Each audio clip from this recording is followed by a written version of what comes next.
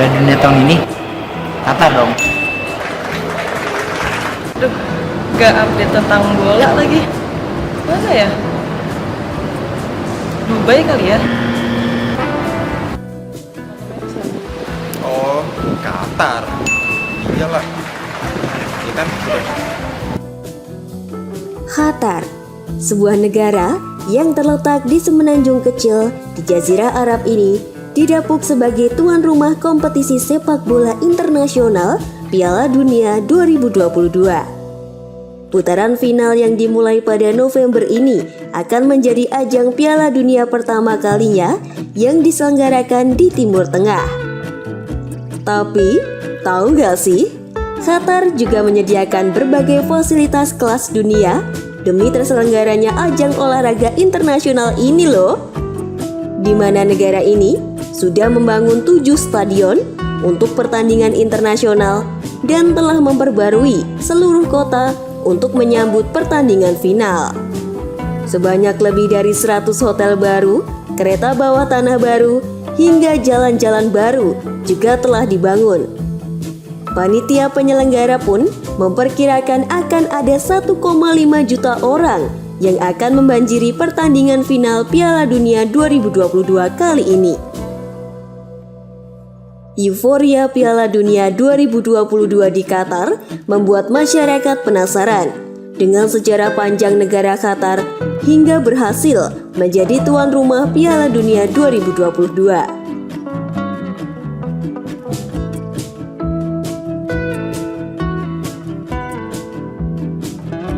Sejarah modern Qatar dimulai pada tahun 1766 dengan migrasi penduduk dari Kuwait ke semenanjung Arab.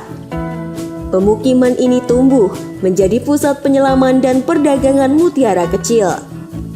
Pada 1783, keluarga khalifah memimpin penaklukan di dekat Bahrain, di mana mereka tetap menjadi keluarga penguasa sepanjang abad ke-20. Pada tahun 1867, Qatar menjadi perhatian Inggris saat itu terjadi konfrontasi besar antara Khalifah Bahrain dengan penduduk Qatar, di mana Doha hampir dihancurkan. Selanjutnya, tahun 1916, Inggris menandatangani perjanjian dengan pemimpin Qatar yang memberikan kendali Inggris atas kebijakan luar negerinya. Di tahun 1935, Qatar menandatangani perjanjian konsesi dengan perusahaan perminyakan Irak, di mana 4 tahun kemudian sumber minyak ditemukan di wilayah itu. Pendapatan dari perusahaan minyak Qatar Petroleum Company meningkat secara dramatis. Distribusi pendapatan ini memicu pertikaian serius di dinasti Thani sehingga mendorong Inggris untuk campur tangan, dan akhirnya memicu kudeta istana pada tahun 1972 yang membawa Sheikh Khalifah bin Ahmad Al Thani ke tampuk kekuasaan.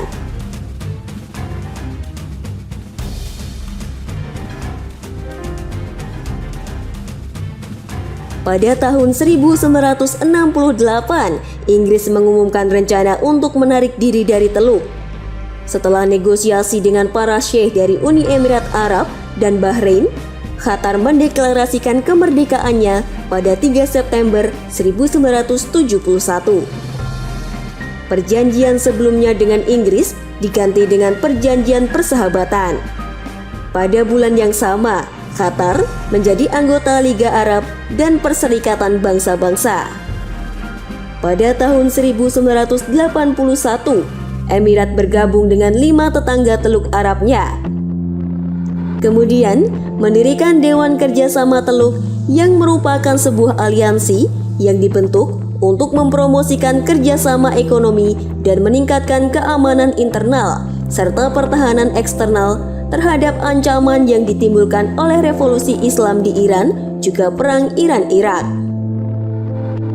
Pada tahun 1990, pasukan Qatar berpartisipasi dalam Perang Teluk Persia, terutama dalam pertempuran untuk menguasai kota perbatasan Saudi. Doha berfungsi sebagai pangkalan untuk serangan ofensif oleh pesawat Prancis, Kanada, dan AS terhadap Irak, sedangkan pasukan Irak yang menduduki Kuwait tetap tidak terpengaruh oleh konflik tersebut. Selama tahun 1990-an, Qatar setuju untuk mengizinkan pasukan militer AS untuk menempatkan peralatan di beberapa lokasi di seluruh negeri dan memberi mereka penggunaan lapangan terbang Qatar selama operasi AS di Afghanistan pada tahun 2001. Perjanjian ini diresmikan pada akhir tahun 2022 dan Qatar menjadi markas besar Amerika dan operasi militer sekutu di Irak pada tahun berikutnya.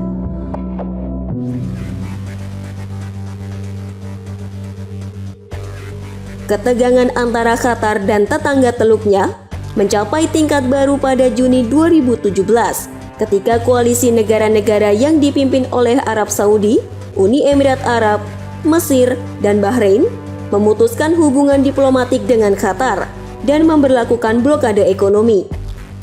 Blokade ini dilakukan sebagai tindakan yang diperlukan untuk melawan dugaan dukungan Qatar untuk kelompok Islam militan dan hubungan persahabatan dengan Iran yang merupakan saingan regional utama Arab Saudi. Pada tahun 2018, Dana Moneter Internasional melaporkan bahwa dampak blokade terhadap ekonomi Qatar dapat teratasi karena langkah-langkah yang dilakukan oleh pemerintah untuk mengurangi dampaknya. Selain itu, Qatar juga menyesuaikan kembali hubungan internasionalnya dengan mengalihkan perdagangannya ke Turki, Iran, Kuwait, dan Oman, serta dengan negara-negara di Asia Tenggara.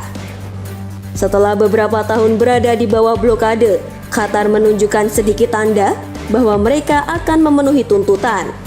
Sehingga pada Januari 2021, blokade itu pun dicabut.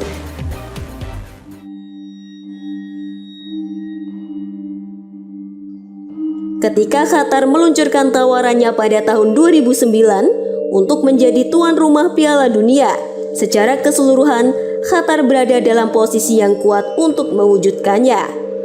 Kekayaan minyak bumi di wilayah Teluk Persia dan perkembangannya yang pesat tidak diragukan lagi bahwa Qatar dapat menanggung biaya yang sangat besar untuk menjadi tuan rumah acara tersebut. Momentum Piala Dunia 2010 di Afrika Selatan sebagai Piala Dunia pertama yang diselenggarakan di negara Afrika membuat sebagian besar masyarakat Arab berharap agar FIFA dapat mewujudkan permintaan Qatar sebagai negara Arab pertama yang menjadi tuan rumah turnamen tersebut.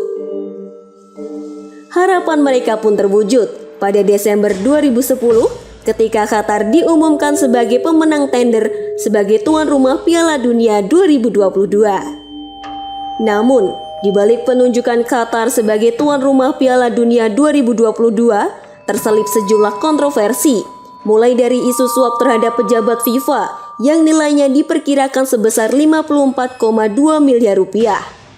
Suap itu diberikan kepada pejabat sepak bola dari berbagai negara untuk memastikan negaranya menjadi tuan rumah Piala Dunia 2022. Selain kental dengan aroma suap dan korupsi, Piala Dunia Qatar 2022 juga lekat dengan isu pelanggaran hak asasi manusia. Dilansir dari The Guardian, sebanyak lebih dari 6.500 pekerja migran dari India, Pakistan, Nepal, Bangladesh, dan Sri Lanka meninggal di Qatar.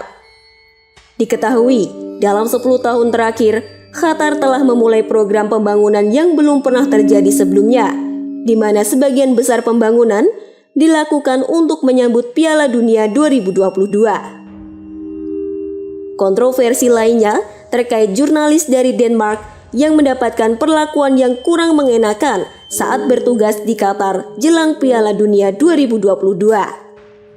Jurnalis tersebut mendapatkan ancaman ingin merusak peralatan kamera dari pihak keamanan Piala Dunia 2022 sebab dituding tidak memiliki izin siaran.